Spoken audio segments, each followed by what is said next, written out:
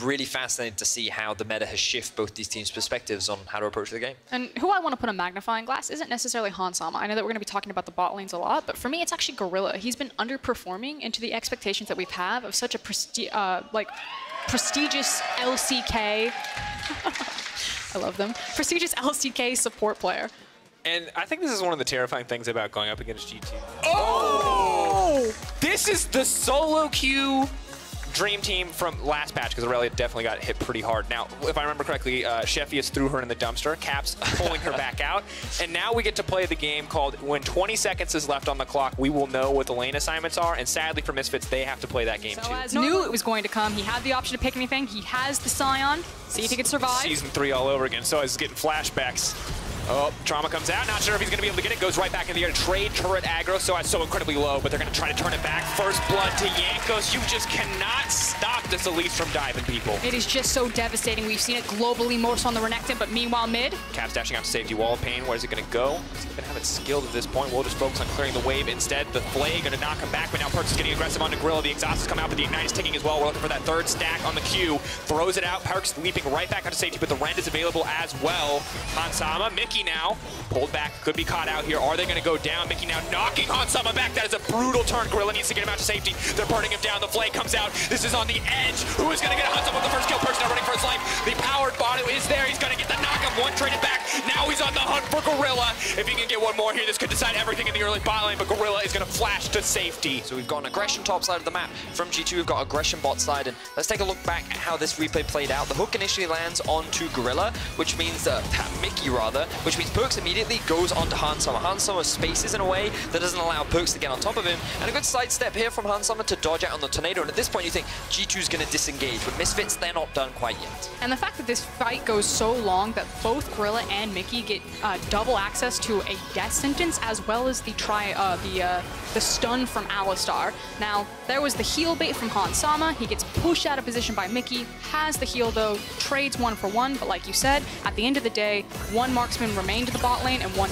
didn't. Perkz now going for the all-in. Jankos going to get the immediate follow-up CC, but Perkz is taking a lot of tower damage back. Caps rather in the mid lane. Jankos going to take him out immediately. The Elise dive comes through yet again. G2 with another kill. Big waves about to push in. Keeping our eyes on the bottom side of the map. Mickey ready. Perkz with the level 6. He's going to immediately follow up the chase. He once again is clutch. Perfect. Gorilla can get nothing back, and Mickey just going to walk out from that one. Perfect execution. Just the one source they have that's getting extremely fed right now as they look for another play in bot. The play is huge. They move forward. Mickey going to find the knockup. They're trying to keep the CC together.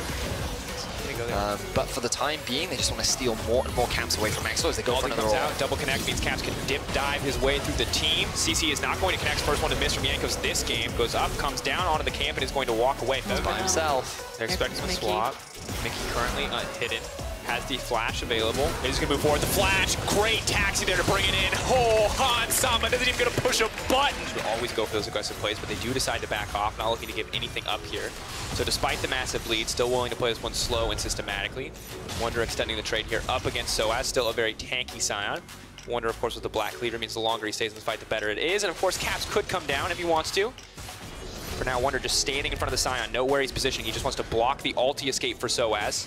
Elise coming down as well as Soaz moves up. The ulti finally going to come out. Cannot be displaced. Mickey both like trying to get up to that top lane to see who is going to get the dive or the counter dive first. Caps focusing on the tower here. Cocoon. Connect.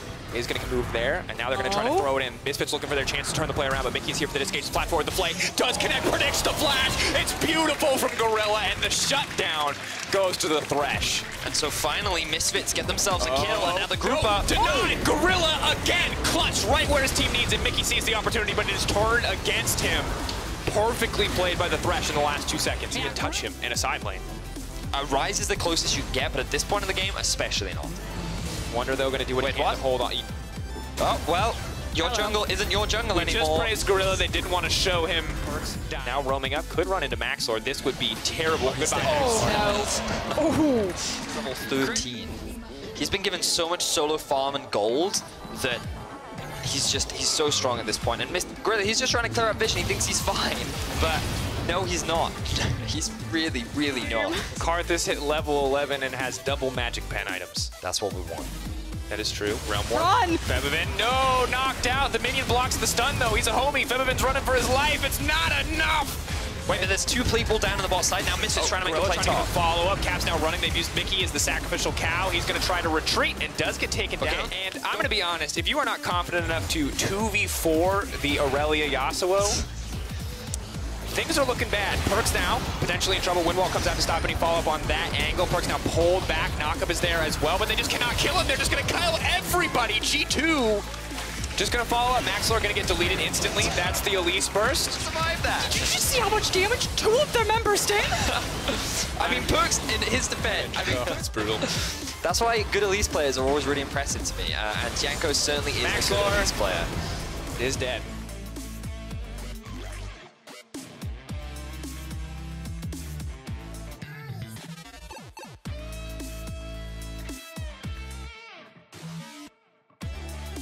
Yasuo all just fly in on like a single target.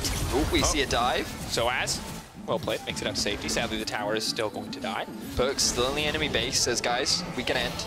Trying to kill solo kill Febiven here. Now goes in. Aftershock is there. Buys Febiven a little bit of time, but the knockup now comes out. Perkz now going to throw the hurricane back. Not going to connect on anybody for the knockup. He wants there, the but penta. double. He wants He's going in. He's never had a pentakill as an 80 carry. He wants to get one. He wants to match Reckless. He's going to get another. They're not going to give it to him now. That's a triple. That's no, the they're going to try and give it to him. They're grouping. Oh, going for it. So as very low and very far from the base. There's no. I'm sorry, man. It's not gonna happen. It's not gonna happen. At the end of the day, ladies and gentlemen, there's not a lot to say, but the G2 remain undefeated in their first half of the split. No doubt in my mind, the most dominant start any team has had in Europe. And I know that it's only week 5. We're about to come on to the second half of round robin as we now owe an apology to Wonder. They have gone 9-0. But at some point, we need to start backing up and looking at the bigger picture because this G2 is full steam ahead towards an international appearance. They're actually ridiculous. They just dismantled Misfits. And like Perkz continues to prove himself as a top bot laner in Europe, and like it's not just about his ability to play AD carries, it's the versatility that he brings. Like so many people said it's one thing to move from mid lane to bot lane and be able to keep up with the best bot laners in Europe, but on top of that, how can the best bot laners keep up with who was the second best mid laner, and he's now bringing his mid lane talents down to the bot lane on champions like Yasuo? Like he has so many options available to him, and he is flexing all over AD carries in Europe. It's wild.